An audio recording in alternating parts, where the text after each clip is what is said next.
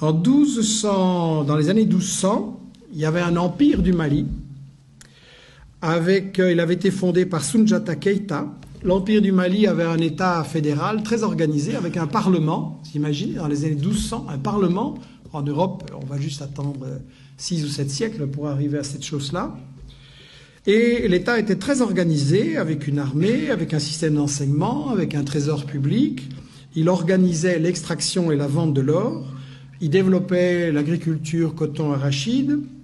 Il y avait des centres universitaires extrêmement célèbres à Tombouctou, à Géné ou à Ségou.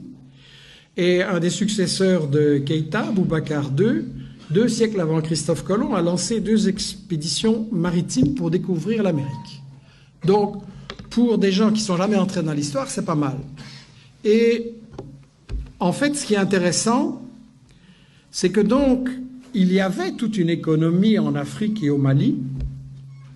Il y avait une économie avec un commerce, des caravanes qui remontaient de la Gambie, donc de l'ouest de l'Afrique jusqu'à la Méditerranée.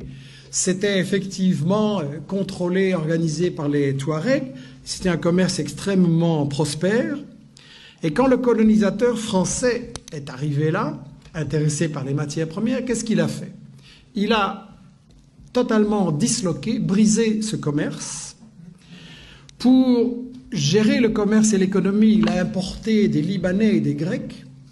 Et ensuite, la grande démocratie française, qu'est-ce qu'elle a fait? Elle a assassiné des milliers de professeurs de langue arabe. Pourquoi?